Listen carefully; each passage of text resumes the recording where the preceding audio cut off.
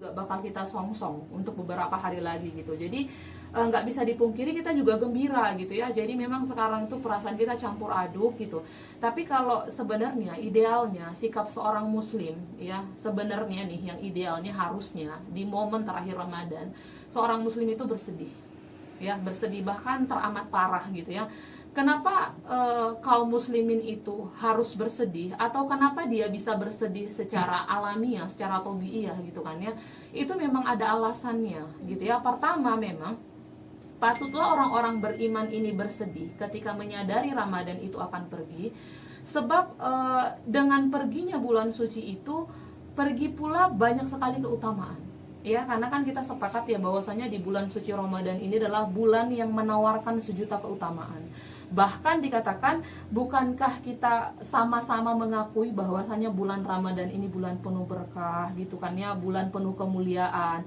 Bahkan ada hadis yang mengatakan, hadis riwayat Ahmad itu yang bunyinya dikatakan telah datang kepada kalian bulan penuh berkah yang mana diwajibkan atas kalian berpuasa. Lalu dikatakan Rasul, di sana dibukakan pintu-pintu surga, dan hebatnya pintu-pintu neraka itu ditutup dan setan dibelenggu. Nah, apa tidak beruntung kaum muslimin berada di bulan ini kan gitu. Dan pada faktanya hari ini kita dihadapkan ini mau pergi nih bulan Ramadannya gitu kan ya, mau segera berakhir gitu. Otomatis keutamaan-keutamaan yang ada pada bulan Ramadan ini nggak akan kita temui di bulan-bulan berikutnya gitu ya.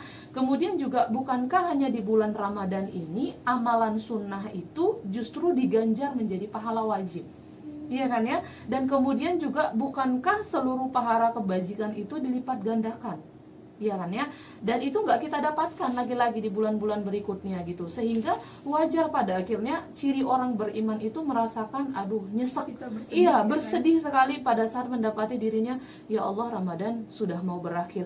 Apalagi pada saat dia menyadari ataupun dia menilai atau mengevaluasi dirinya belum memberikan persembahan terbaik di bulan Ramadan ini gitu kan ya. Kemudian juga adalah hal yang wajar gitu kan ya, ada kesedihan yang teramat dalam bagi seorang muslim pada saat dia menyadari Ramadan akan usai, karena dikatakan di sini, bukankah Rasulullah sudah memberikan peringatan bahwasanya di bulan Ramadan itu adalah bulan yang dosa kita tuh diampuni ya, pada saat kita memohon ampun.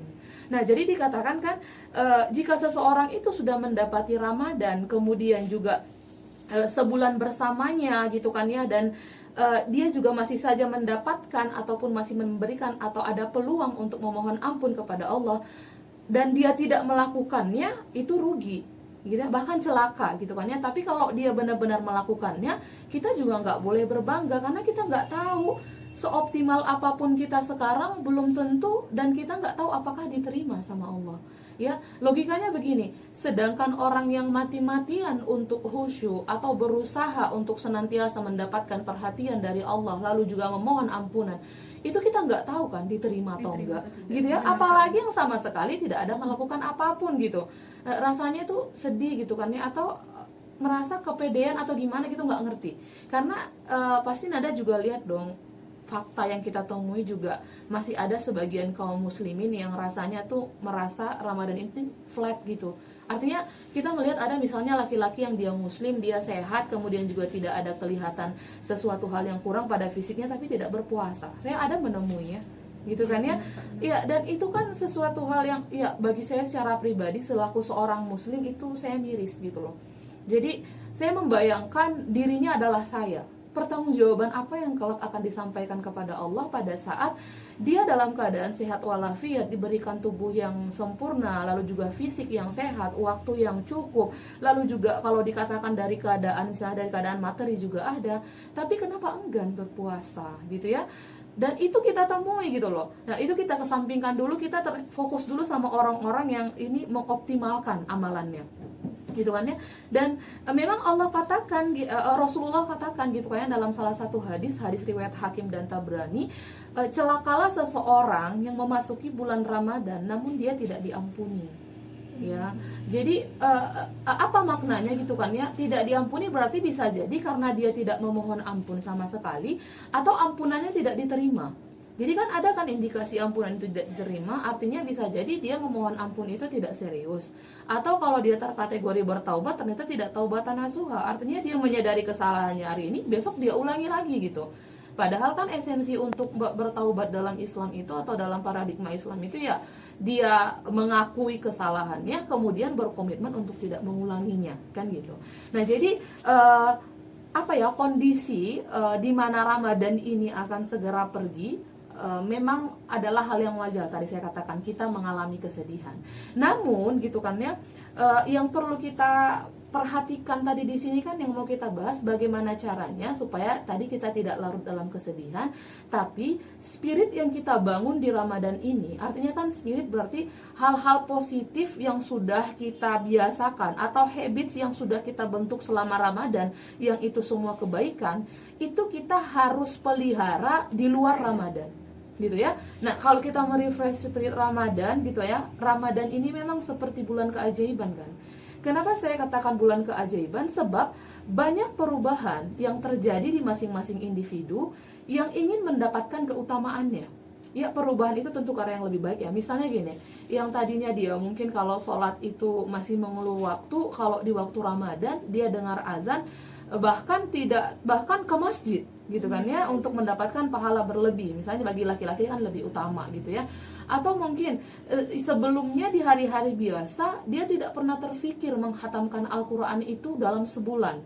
Nah, kalau di bulan Ramadan bahkan adrenalinnya terpacu untuk menghatamkan lebih dari sekali gitu kan ya, kalau bisa berkali-kali. Nah, ini kan spirit Ramadan yang kita bangun yang luar biasa. Nah, jadi nanti output yang ingin kita harapkan dari pembahasan ini adalah spirit ini mampu kita bawa ke bulan-bulan berikutnya. Jadi kita tidak hanya sekedar memiliki semangat ataupun geliat yang luar biasa beribadah di bulan Ramadan saja, tapi ini bisa kita lakukan di bulan-bulan lain, gitu ya. Lalu juga tapi kita harus akui ya, seperti saya katakan tadi, kita tidak boleh hanyut dalam atmosfer Ramadan yang sahdu lagi berkah ini di bulan ini saja.